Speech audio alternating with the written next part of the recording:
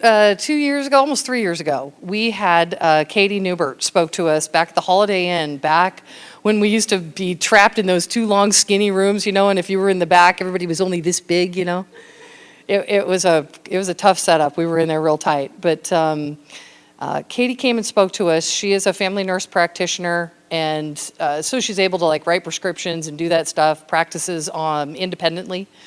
And so deals with the whole Medicare billing and you deal with the Medi-Cal billing. I don't really get what you can tell us what that is. The differences with all this stuff, but how this is affecting our doctors now, and as this comes in, what it'll bring. And then Katie has a unique perspective in that she came from a communist country. So none of this looks familiar. Okay, it all looks really familiar and spooky. So, Katie Newbert from beautiful downtown Palo Cedro. You can talk up. You should talk up there so they can see you. Can you see me? Oh, I'm not a speaker. I have like a chair. You want a chair? I have a tall chair? That's fine. I stand all day. Well, I know you stand all day. Okay. Yeah, okay. Ooh. That makes me feel kind of strange. Anyway, I've been in Redding, California about 40 years. And I have my private practice out in Palo Cedro for the last 12. And I've been a nurse practitioner for 23 years now, and an RN for 35. I've gone through all the different levels of education and different levels of workplaces. I started at Shasta General, if some of you remember, the old Shasta General County Hospital. I worked in intensive care unit there, took care of newborn babies and down the line. So I have a pretty good background when it comes to medicine. And however, today I am very, very frustrated and confused because medicine is no longer what I used to know or learned. Coming from a communist country, I went back to visit my grandmother about 22 years ago, and she had pneumonia. And I said to her, why don't you go see a doctor? And she said, no, because I want God to give me the choice of living or dying, not the country or not the government. And I said, what are you talking about? And she said, if I go in a hospital, I am over 70, that means I will not come out. And I was totally astounded by that. And I went to see her district physician who was responsible for her care. And he said, well, she has to go in the hospital. There's nothing we can do for her out here. But knowing if she does, she won't come back out, I said to him, is there anything else I can do? I took out a $20 bill, and he gave me the medication to treat my grandmother. She lived another 5, 6 years. And I came back home, which America is my home.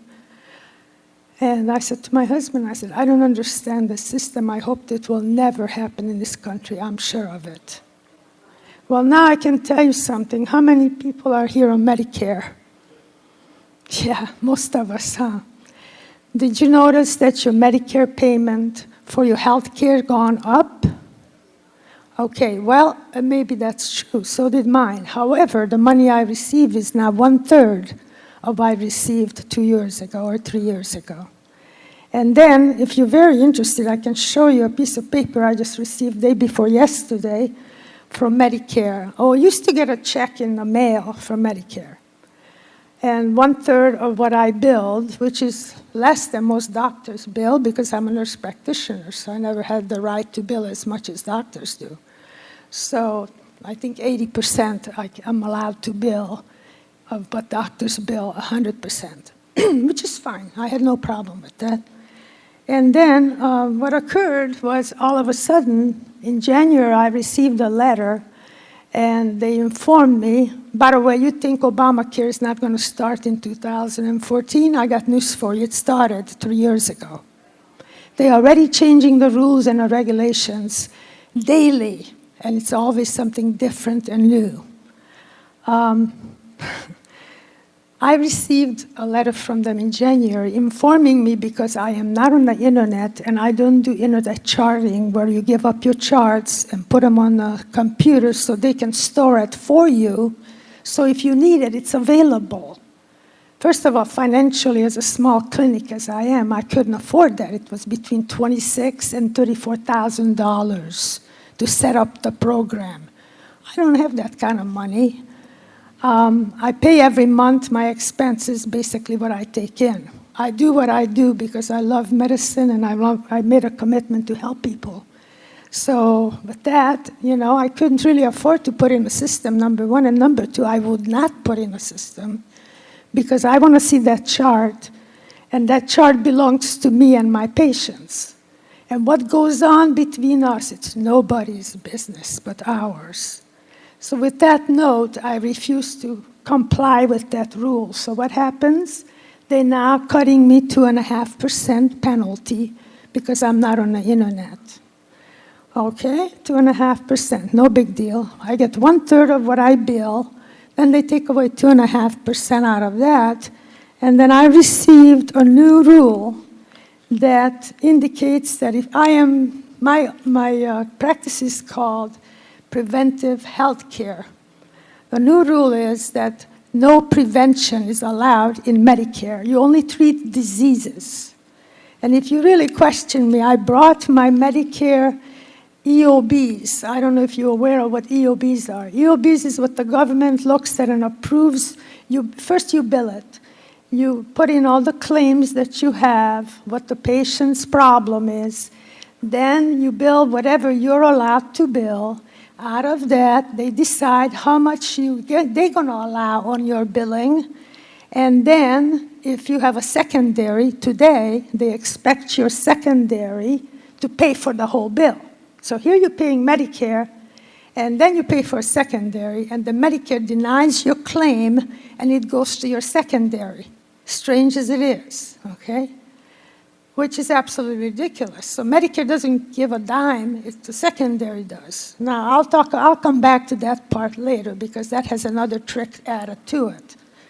So basically, I received these EOBs, which, kind of confusing. We have to underline it with yellow to see what they're talking about. Every single one. I received 5 last week, about $14,000 billing. I received 0 payment. Every one of these charges, every one of these patients that I have seen, and like I said, I have about 5 more at home, I got paid nothing. Now I got to file the claim and request them why. We have to rebuild, which we've done twice now, and there's still a 0. So there's the future of our medical care.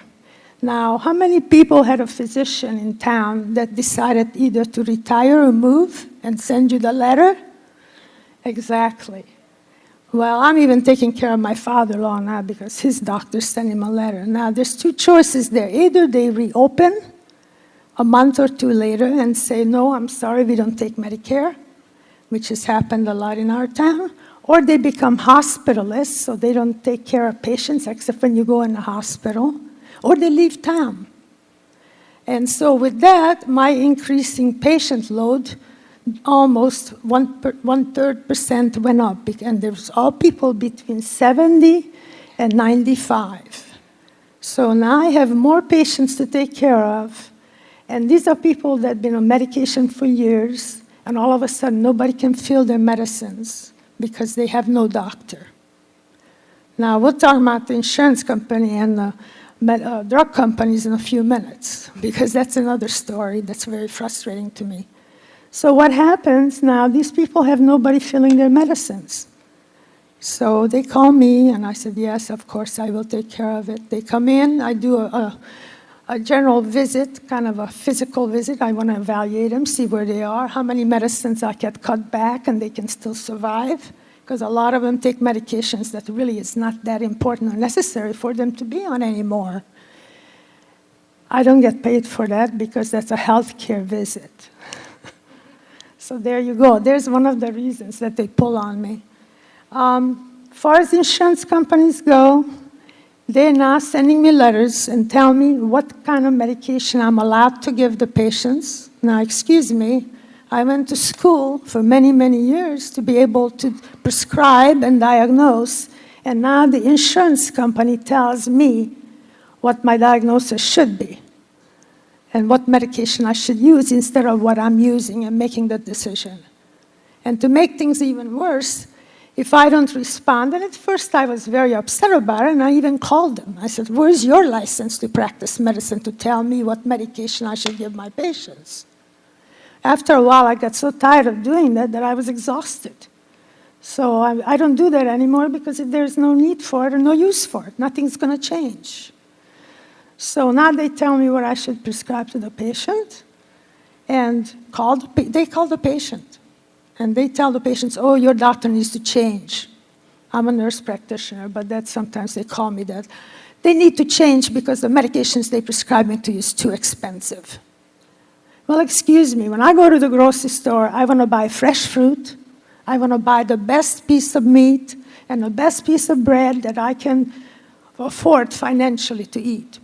Why medications are so much more important than even your food. And then you're going to settle for something that can cause side effect profile and cause other problems instead of getting the drugs that we work so hard to develop and works for you the best. It's frightening. It really is. It's what's coming down. And of course, there's also another rule out there. By 2014, if I don't comply with the regulations required, they will take my license away. So I won't be able to practice. I have about 2,500 charts. Out of that, I probably see 15 to 20. Today, I saw 25 patients, usually between 15 and 25, and most of them are elderly or on Medicare. I used to take CHDP, which is Healthy Children's, and I did lots of vaccinations, which I changed my mind on a lot about it, and I won't do it anymore because they never paid me. And that program was set up by the tobacco company's penalty 26 years ago. I've been doing CHDP since I graduated, which is now 23 years ago. And I gave it up last year because I could not stand the number of vaccines that now are required for babies to receive before the age of 2. I consider that a little more extreme than it should be. So instead of complying, I gave up the program, which I really miss it because children were very important in my life, take care of, especially babies. So, but I had to do that because they wanted for me to replace my refrigerator for the vaccines after testing my own refrigerator that I had there for 10 years, and it worked just fine. It was a small, half a size. They said, no, you gotta get the big one. Well, my office is too small for a big refrigerator. Besides, I don't have $1,600 to get the government-required refrigerator. But mine worked just as fine for all the vaccines. So finally, I called CHDP, and I told them, I'm sorry, I can't do this anymore for 2 reasons. And so I gave it up. So I don't know what to tell you, but how many of you had a letter from your doctors that they're moving or they're not be able to take care of you anymore? Yeah.